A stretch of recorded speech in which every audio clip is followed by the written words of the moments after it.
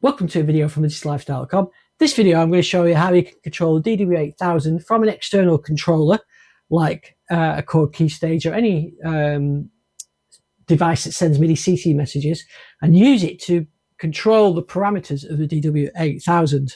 The DW-8000 analog synth or hybrid synth from '86 with VCFs and VCAs but with Wavetable on it.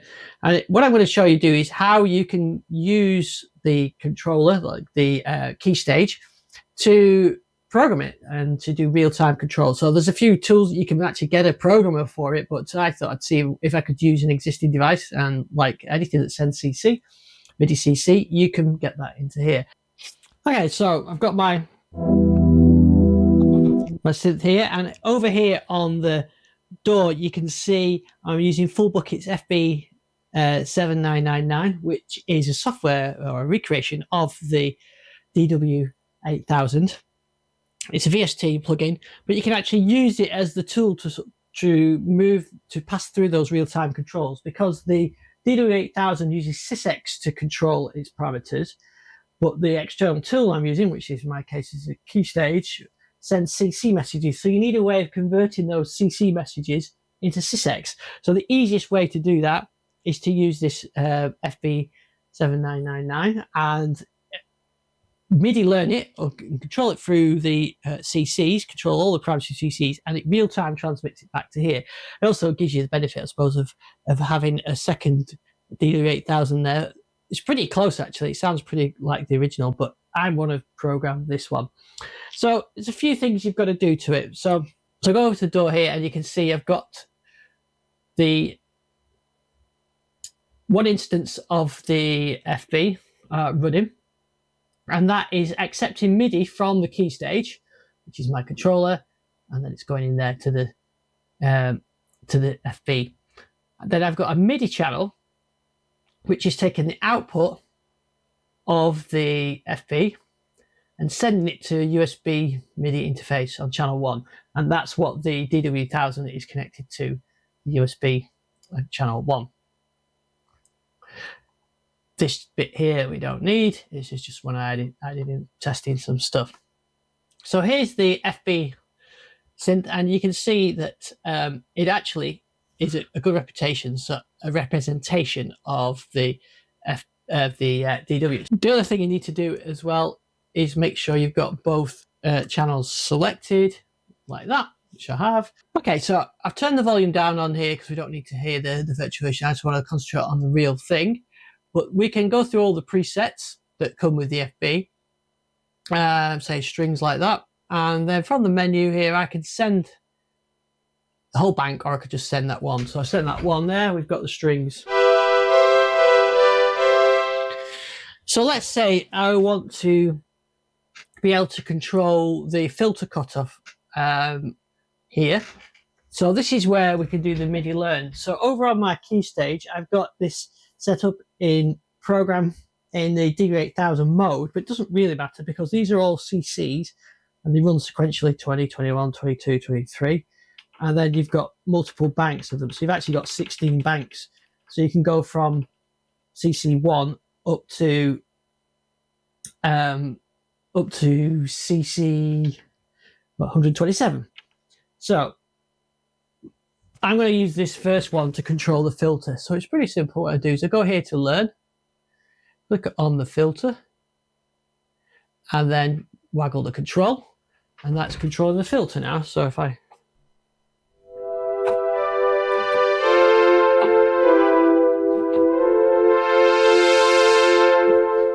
so I could learn the resonance. So I go to learn, click on resonance. I want the second dial to be on resonance. There we go. So now.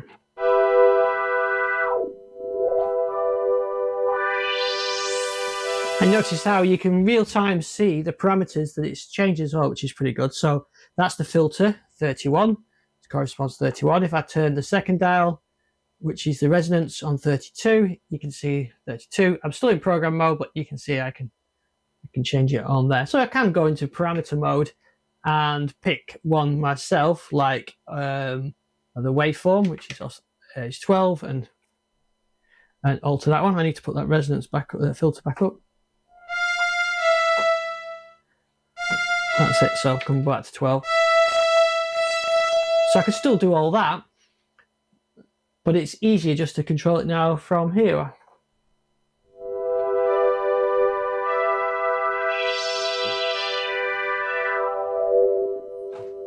So what else I could do is I could learn, say, the oscillator detune, like that. And then on the 6th and 7th one, I could learn them and get them to do the waveform. So I'll learn that and learn that. Okay, let's just open the filter.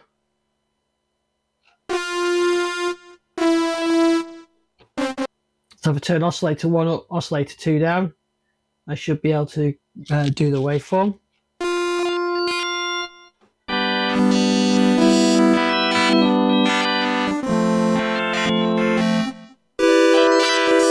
So I can do that. So even over MIDI, I could send that, I could record that and transmit that and have sort of wavetable switching.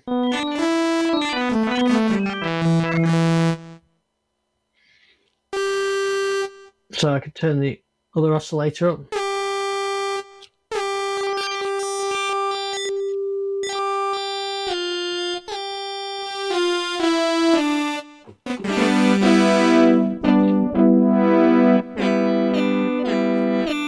So it's really easy to program it then. I've done some other things, like I've set, I've got the filter envelope.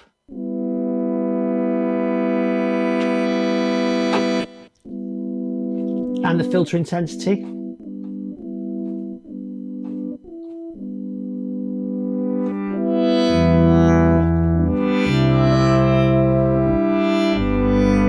So I've got that one bank, I've got the VCA there on another bank.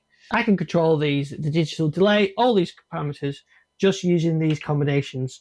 So it could be, I'm using the Keystage that sends CC, but I could be sending this from another synth, say my Minilogue, which sends CC, or any synth that does that. So that is the way, using the FB, it's a way of being able to control it, and it does make it programming easy. I mean, programming is not difficult on here. The parameters are all clearly labeled out, but especially if you're doing envelopes, I always find it easy to do envelopes when you can adjust them like that, and of course you can see them on there as well. So the other thing, of course, you can do with this as well is you can browse and go through. So let's say electric piano, I can go to send the program data.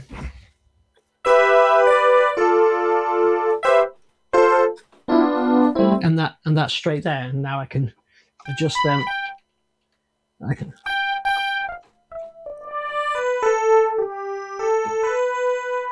adjust it and program it through there. I can also send a full bank at any time as well if I want to. So that's the factory bank. Let's go on to there. You can see there's all the factory sounds. I was already in that mode, but I could send that whole bank across now. Or I can load a sysx file, and here I've got a collection of various sysx files. So let's load the MEX bank A, and they won't have names, but you can see the sounds. So I could now send one of those new banks over across like that. So that's a way of interactively programming it and using it to send files across.